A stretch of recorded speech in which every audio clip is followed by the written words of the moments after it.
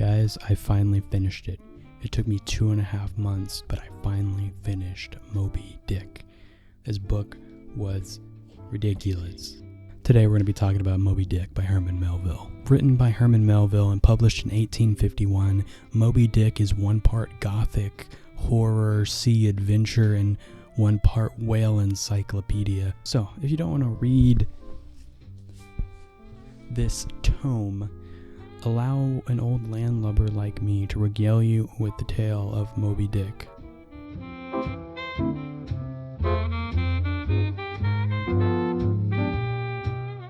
So we aren't exactly setting sail just yet. Before we do that, we must meet our main character, Ishmael, and he wants to tell us about the reasons why he's wanting to set sail on a whaling ship. So pretty much, Ishmael is a pretty depressed guy. He's feeling depressed, and he thinks setting sail on a whaling ship will basically cure his depression. He wants to see the watery part of the world, and he thinks that's gonna heal him. Man, slaying whales could heal me. He arrives at this inn called the Spouter Inn, and he meets this guy Pequod. And Pequod is like this person who Ishmael believes to be a cannibal, and he's like a pagan. So he is, he worships many gods, and Ishmael is, a little freaked out at first, but he decides that he would rather sleep in bed with a sober cannibal than a drunk Christian. That's what he says. That's what he says. He would rather sleep with a sober cannibal than a drunk Christian. Also, so they don't just sleep in bed together, they pretty much become best friends, and Ishmael even refers to him as his bosom friend. Whatever that means. I don't think they were just friends, but history will say they're just friends. They were just friends. No, but I don't think they were. So, now that Pequod and Ishmael are buddies, they go to Nantucket from the Spouter Inn. They go to Nantucket, and they find this ship called the Pequod. And I think I'm saying that right. That's how I read it when I was reading the book. The Pequod. I think it's the Pequod. So they find this ship called the Pequod, and Ishmael talks to these two captains who are the owners of the ship, but they're not the ones that they'll be setting sail with. They just own the ship, and they basically rent it out or something. I'm not exactly sure. They make sure the crew is all fit and ready to go before the ship sets sail. Before Ishmael and Pequod set sail, they meet this prophet guy, or they think he's a prophet or something. He believes himself to be a prophet, and he's talking about the Pequod is like a terrible vessel. Don't set sail on it. Captain Ahab, he's a crazy guy. Don't set sail. And you're like, Captain Ahab? Okay, he's crazy. Whatever, old man. And then they get on. They're like, whatever, this guy's crazy. So they get on the ship anyways, because they want to make that blubber. They want to get that blubber. That nice whale sperm. Sperm. That nice whale sperm. Oil. That sperm. That nice whale. Nice whale oil. They need whale oil. Sperm whale oil. That's what I'm trying to say. God. So they set sail anyways because they love that sperm whale oil. They need that whale sperm oil. So, upon boarding the Pequod and setting sail, they meet the other members of the crew, Starbuck, the first mate, the second mate, Stubb, who is my favorite character, because all he does is, he chain smokes throughout the whole book, and he just spits out these hilarious ass, I don't know what I'm doing with this pipe, it doesn't have anything in it, I don't smoke, but this guy Stubb, he just spits out, the most hilarious lines. He was, my favorite character in the book. And then we have Flask, the third mate. After this, we have the harpooners, which are Pequod, this other guy, Tashtiko, who's an Indian. I'm not exactly sure. I think it's Dagu, who's from Africa. And, they're all a pretty eclectic group of people all setting sail to kill whales, aren't they? So the ship sails out for a few more days before they meet the true captain of the ship, Captain Ahab. And upon making his appearance, everyone's just he's just a very gloomy guy, and they don't want to really be around him. And Stubb even makes this joke. He's like, if Captain Ahab would just walk the plank, no one would miss him. And Captain Ahab gets all pissed off, and he calls Stubb a dog, and then he calls him a donkey, and then he calls him an ass, all in the same sentence. And Stubb gets all pissed off, and he's thinking about fighting him, but then he just goes to sleep. So this is our first confrontation with the crew and Ahab. They already don't really get along. They don't really like Ahab very much. At least especially Stubb and Starbuck are kind of like, what the hell's up with this guy? After Ahab, the most important character yet to be mentioned is that of the title character, Moby Dick, the whale. The most famous fictional whale, probably, I have to say, next to, Free Willy or whatever, Willy the whale, and then at the top right above them is Moby Dick, right?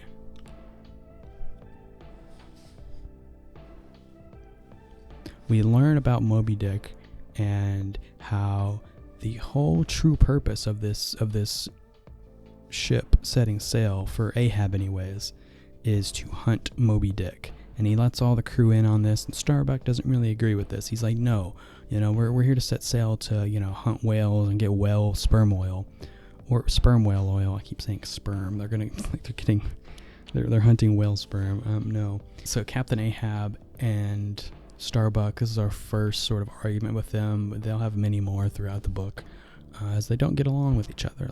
Like I mentioned, none of the crew really likes Ahab anyways, but the rest of the crew, though, is down to hunt this whale. Queequeg, Tashtigo, and Dagu, and Stubb, all the other ones are all ready to hunt this whale, especially when Ahab brings out this cask of alcohol and starts letting everybody drink, and they start toasting to the death of Moby Dick. So we find out after this, this first hunt of a whale, that Ahab secretly hired a group of stowaways, specifically this one guy named Fidela, I think his name is. He's a Persian, and I think his name is Fidela, I'm not exactly sure. Fideli, I'm not sure, but he's a pretty devilish character. A lot of the crew don't trust him. They think he's sort of creepy, and Stubb even makes this joke that if Captain Ahab wants the whale, if he wants Moby Dick, he thinks that Ahab's gonna have to sell his soul to Fidela to get Moby Dick, and that Ahab gladly would. So they each board their own boat. Ishmael goes along with Queequeg and Stubb. Stubb is since he's the second mate, he's on the boat sort of calling out what to do. He's having these guys, use their oars, and then try to keep up with the whale. And then Queequeg, is the harpooner. They miss. They don't get the whale, and water starts filling up their boat, and then they get lost from the main ship. Thankfully, though, the Pequod finds them, and they get aboard the ship. So their first whale hunt didn't go so well. It doesn't go so well. The next whale hunt is much more successful, and while Stubb sits there smoking a pipe on their boat as they're chasing after this whale, they nail one. They get one. Queequeg gets it, and then Stubb asks the cook basically to make up this whale steak for him. So there are many chapters throughout the book as well where the Pequod crosses paths with other ships. And when they do, cross paths with these other ships, Ahab always asks them the same question. Have you seen the white whale? Have you seen Moby Dick? And none of them are really giving him a straight answer until they run into this ship manned by these English people called the Samuel Enderby. And they see that the captain is missing a hand. And so Captain Ahab, he gets off the ship and he boards their ship, with, using an anchor. He gets on their ship and has a conversation with this English guy. And this English guy's just, he's hilarious, It's surprising, Ahab could even understand him with that English accent, right? I can speak English. So can I. So Captain Ahab and this English captain are sort of swapping their stories about how they lost their appendages. And then they sort of cross, he crosses his leg, and then with the captain's arm, they sort of do this bro shake with their amputated leg, or amputated body parts. They do this sort of bro shake, amputated bro shake or something, and then the one thing though that strikes, Ahab is like, oh, you don't want to go after this whale. Like the English captain has no real wishes of vengeance against Moby Dick. He's just like, yeah, I don't want to lose another arm over it. I don't want to lose, my life or, another arm over it. I'd just rather take what I got and then, go on. He doesn't want to, he doesn't have no drive to hunt Moby Dick, no aspirations to see him dead. And Ahab is just confused by this. He doesn't get it. And he's like, okay, well, I'm losing time. I gotta go now. Bye. And then he gets off the ship and he splinters his leg. After Ahab, damages his leg, we actually get this whole chapter about a carpenter. And we get this, Melville makes us pay close attention to this carpenter for some reason. So this carpenter fixes up Ahab an ivory leg of whale ivory and, fix him up real well with it. And he gets another leg. Other than that, we also get a chapter about the blacksmith. And this blacksmith has had a pretty depressing life.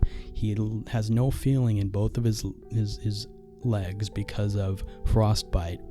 And then he also lost his wife and 2 kids after a burglar came into their house. And then after a burglar came into their house, the blacksmith got all depressed and he started drinking, and then he couldn't be a blacksmith really anymore. And then it's just mentioned that his wife and his 2 kids sort of slowly passed away. They died.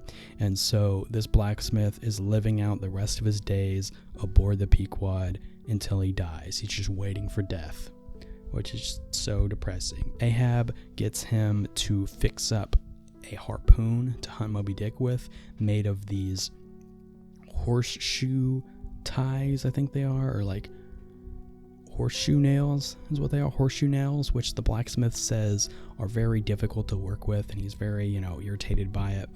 And he still tries. And then Ahab's like, I see a flaw, and then he just takes over.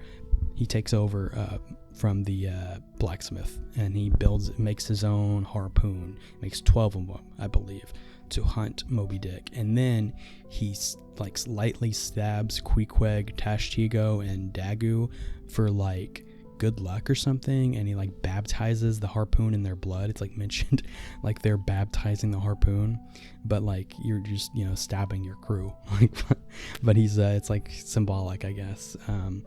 And so now he has this freaking harpoon, this 3-pronged harpoon to hunt Moby Dick with. He's ready. So after Ahab gets his leg fixed up the day after, him and Starbuck are having this conversation in the captain's quarters, basically about their whale oil leaking from the ship, or he thinks there's a leak in the whale oil casks, and he's like, okay, we need to dock somewhere. All our work that we've been doing will be for nothing. And Captain Ahab's like, no, we're not. This is just going to slow down the true meaning of this mission to hunt Moby Dick. And Starbuck is like, no, all our work would be for nothing, you crazy man. We need to dock. And Captain Ahab gets all pissed off, and he takes his musket, and he's like, if you don't get back on board the deck, I'm just going to shoot you.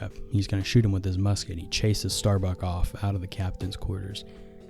Despite him going crazy and threatening to shoot one of his crew members, though, Captain Ahab decides to give in and dock, and they find out that there is no leak in the whale oil. It's somewhere else in the ship.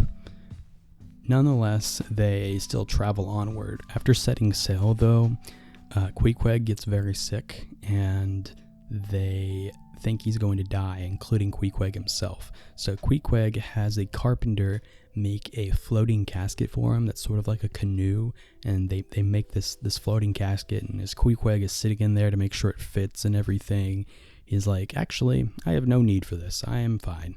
He's just fine now. He just decides to be better. It literally says that in the book. He's like, I just decided to be better, pretty much. So after him just deciding to be better, they have no real use of this casket anymore, and it just sort of sits there in the ship. So a few weeks after the harpoon is made to hunt Moby Dick, they run into this other ship called the Bachelor, and this ship is just party central. Everybody's having a good time. They've had so many successes on their voyage, and they're just drinking, having a good time, heading back home. And it's like a complete contrast to the Pequod's atmosphere, where they're gloomy and depressed and just down and out trying to hunt this whale. Captain Ahab tries to yell hey, where have you seen a white whale around here? And they don't really care. They're drinking, they're having a good time. And Ahab has no He has no reason for that. He has no reason to drink and have a good time. He has a whale to catch. Okay, guys, you don't get it. You don't get it. You don't get it. No one would understand Ahab's pain, all right? So Ahab is steadily getting more and more angry that he cannot catch sight of Moby Dick. Like, he's even angry at his compass because it won't point him in the direction of Moby Dick. It can only point him in the direction of north, south, east, and west, just not in the direction of the only thing he wants to find, a whale. Also, during a storm, lightning, catches the masts on fire, and so Ahab believes this to be a sign of the whale's doom, and he starts chanting and freaking the crew out. And Starbuck is like, "We've got to go home, you crazy captain guy." And so Ahab senses this sort of mutiny on board, and he grabs his harpoon. He sort of gets the fire from the mast, that are on fire, and then he's waving his harpoon around that's on fire. And he's freaking the crew out. He's like, "None of you are going to go home until we kill this white whale. We all made a pact." And he's telling them, that we're not going home until this whale is dead and done for. Now, the second to final ship that the Pequod crosses paths with in the book is that of a ship called the Rachel. Ahab asks his usual question to the Rachel, "Hey, have you seen a white whale around here?" And the captain actually replies that, "Yeah, he did see a white whale yesterday. In fact, he saw one." So he's like, "Get him aboard. Get this captain aboard here." So the captain gets aboard the ship, and then he's telling him, "Actually, yeah, no, I didn't see the white whale. We left some boats behind, and we can't find them. We're trying to find some boats with our crew in it, and we need some help." Stubb even makes this joke. He's like, I bet the captain only wants to find the boat because one of the crew members has his favorite jacket." And then we find out that the crew member doesn't have his favorite jacket. The crew member is his son. His son is aboard one of the boats that are lost at sea, and Captain Ahab just responds coldly. He's just like, "No, he's dead. We heard him. He was probably one of those people we heard last night drowning. He was dead. Sorry, can't help you. Get off my boat. I'm losing time. And he's pleading with Ahab to help me out, man. I need to find my son. And Ahab does not care. He's like, "Get off my ship," basically. And so they move on and try to find the whale once more. So after they leave the Rachel, they run into another ship called the Delight, and Ahab asks his usual question, have they seen the white whale? And this guy's like, "Yeah, I did. Yeah, do you see that ship over there? He sank that ship. That's why." So Ahab's like, "Oh crap, we're gaining on this whale." And it's here where Ahab seemingly has some doubts about hunting this whale. He's talking with Starbuck, and he's saying how he spent his whole life pretty much just aboard a whaling ship. He has never spent longer than 3 years on land since he was 18 years old. And he's like, "Man, have I wasted my life? I have a wife and a kid back home, and she's basically a widow. I never see her hardly." He starts to have some doubts, and Starbuck sees this, and he's like, "Okay, you still have time. You can go back home. We can go back home." And Captain Ahab's like, "No, sorry, bud. We're way too close to this. It's way too close to this." And he begins ranting to himself, and Starbuck kind of leaves, and it's here where they find Moby Dick. They find him, and they're on the hunt. Through the 3 days of chasing the whale, it seems like there are many signs telling Ahab for the final time to give up his hunt for this whale, or something bad is going to happen. He's doomed pretty much if he does not give up this hunt. This is the final time. I'm just telling you, it's the final time. And he doesn't listen. So now that they've finally found Moby Dick, they begin the chase. Ahab and Fidela get in a ship together. Stubb and Flask follow. Starbuck is in charge of the Pequod. He's left in charge of the Pequod while they go after Moby Dick. And Ahab gets front and center with the whale, and he drives his harpoon right into his throat. And obviously, Moby Dick doesn't like, a giant sword, basically, a giant spear being driven down his throat, and he bites down on Ahab's ship. And Ahab is flung out of the boat into the water, and he can't swim very well, but thankfully one of the other boats pick him up, and then they count among they also Thankfully, though, one of the other boats picks Ahab up, as well as the other crew members that got lost in Ahab's boat. And then they count all the members that were in the boat, and they realize, okay, we didn't lose anyone. We're good. Let's go back to the ship, because they lost Moby Dick. Moby Dick got away. So the second day, they're still on the chase. And Ahab and Fidela, after spotting Moby Dick, Ahab and Fidela get in the boat again. They leave Starbuck in charge. Stubb and Flask follow them out. And they start, throwing their harpoons and all that. But this time, though, the harpoons get entangled. Like Moby Dick entangles all the harpoons together, so the boats all slam together and break apart. And they're left, without they're left. The crew is left, like, basically clinging to the last pieces of their boat as they float back to the Pequod that then picks them up. But as they get back to the Pequod, they realize, or Ahab realizes, that Fidela is missing. He is not among the crew. He is dead. Fidela died. Whenever the harpoon lines got entangled, Fidela got dragged down with Moby Dick. Now for the final day of the chase. So, Ahab gets in a ship, this time without Fidela, and Starbuck is left in charge of the Pequod in the meantime, and then Stubb and Flask follow. And they're chasing out, and then they begin their chase against Moby Dick. And they go out, and they start, harpooning the whale, and it's not doing too much. I mean, it's doing enough, but this whale's strong, obviously. And he doesn't like getting harpooned as much. He's been on the run for 3 days. He's being harpooned. He's getting tired now. So he's not doing so well. Moby Dick is not doing so well. And after wrecking Stubb and Flask's boat, Stubb and Flask, they go back to the Pequod, and Ahab is left to fight Moby Dick by himself. And Moby Dick the whale doesn't want to deal with any of those small boats. He's going for the Pequod now. So he's going after the main large ship. And Ahab, seeing this, he doesn't want that to happen. So he's coming after the whale with his harpoon. And as Moby Dick nears the Pequod, Ahab gets entangled in his harpoon and is driven down under the water and drowns. And then Moby Dick runs into the Pequod, destroying the Pequod, and all the crew die. Stubb, Flask, Starbuck, Queequeg, all of them are dead. The only one remaining, floating on Queequeg's,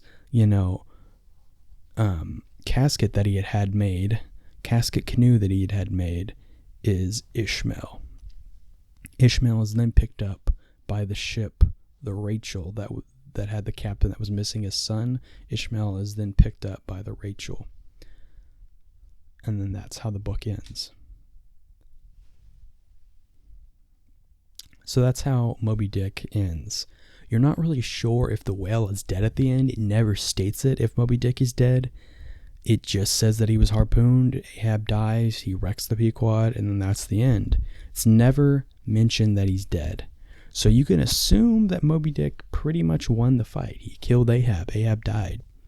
And it's never mentioned that Moby Dick died in the process either. So he's still alive in the end. Now that we are done with the summary, let's move on to the analysis and review.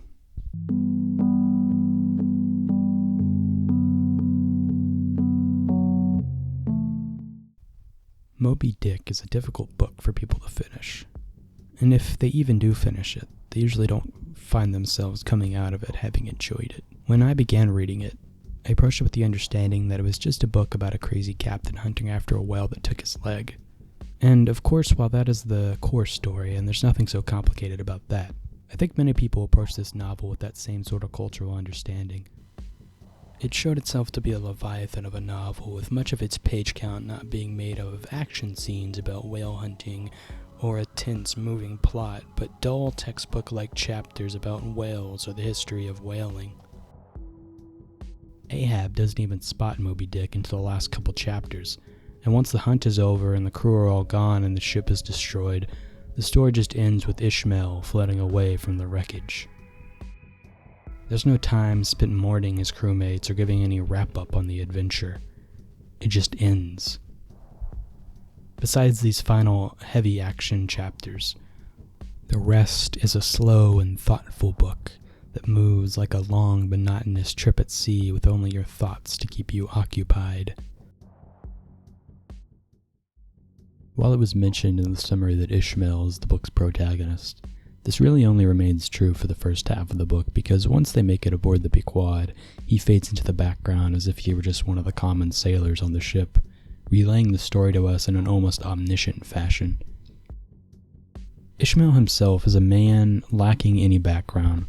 Only that we know is that he has bouts of depression, feelings of meaninglessness, and suicidal ideation, often remedied by forays upon the watery parts of the world.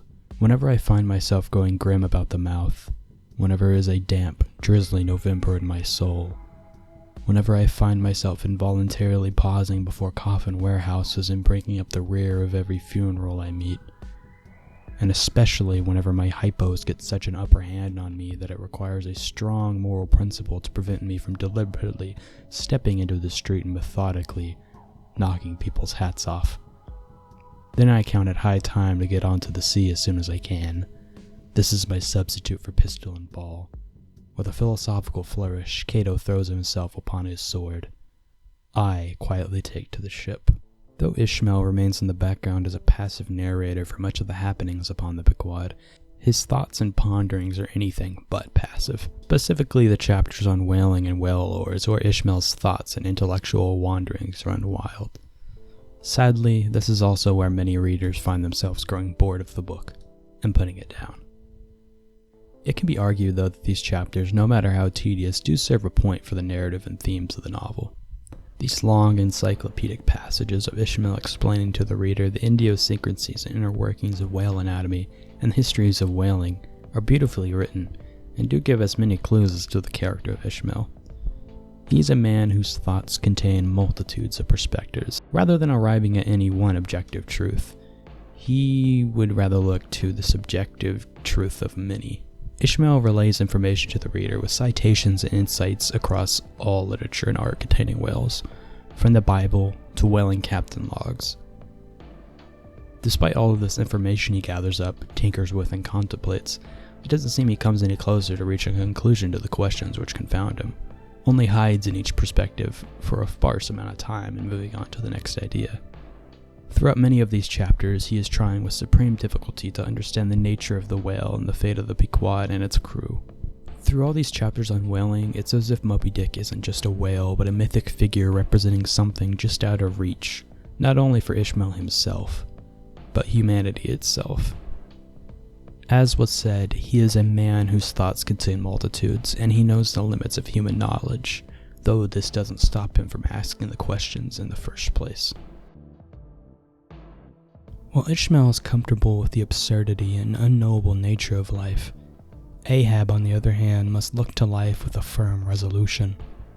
That inscrutable thing is chiefly what I hate, and be the white whale agent or be the white whale principal, I will wreak that hate upon him. Talk not of me a blasphemy, man. I'd strike the sun if it insulted me, for could the sun do that, then I could do the other, since there is ever a sort of fair play herein, jealousy presiding over all creations. The very thing that shakes this resolution is that of Moby Dick, and is why he's so dead set on finding and killing him. Small reason was there to doubt, then, that ever since that almost fatal encounter, Ahab had cherished a wild vindictiveness against the whale. All the more fell for that in his frantic morbidness he at last came to identify with him not only all his bodily woes, but all his intellectual and spiritual aspirations. The white whale swam before him as the monomaniac incarnation of all those malicious agencies which some deep men feel eating in them, till they are left living on with half a heart and half a lung. That intangible malignity which has been from the beginning, to whose dominion even the modern Christians ascribe one half of the worlds, which the ancient Ophites of the East reverenced in their statue devil. Ahab did not fall down and worship it like them, but deliriously transferring its idea to the abhorrent white whale, he pitted himself, all mutilated, against it, all that most maddens and torments, all that stirs up the lees of things, all truths with malice in it, all that cracks the sinews and cakes the brain, all the subtle demonisms of life and thought, all evil to crazy Ahab were visibly personified and made practically assailable in Moby Dick. He piled upon the whale's white hump the sum of all the general rage and hate felt by his whole race from Adam down. And then, as if his chest had been a mortar, he burst his hot heart's shell upon it. The whiteness of the whale remains a strong, possibly the strongest symbol in the novel, though no one agrees on what it truly represents, and I think that in itself is interesting. Many say it's a symbol for God or holiness. Others say it's the devil or just nature itself. Ishmael himself is terrified of it. There is another thought, or rather vague, nameless horror concerning him, which at times by its intensity completely overpowered the rest. And yet so mystical and well-nigh ineffable was it that I almost despair putting it into comprehensible form. Ahab's hunt of the white whale is much akin to the mere absurdity of man searching the world for some grand concrete meaning, just for the world to stare back at it with its lack of any. Hey guys, hope you enjoyed the video on Moby Dick.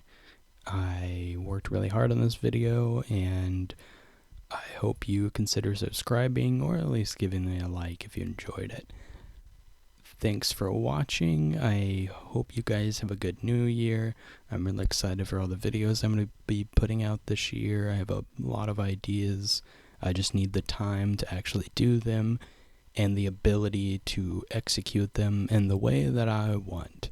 If you have any tips on how I can get better, I would greatly appreciate that as well.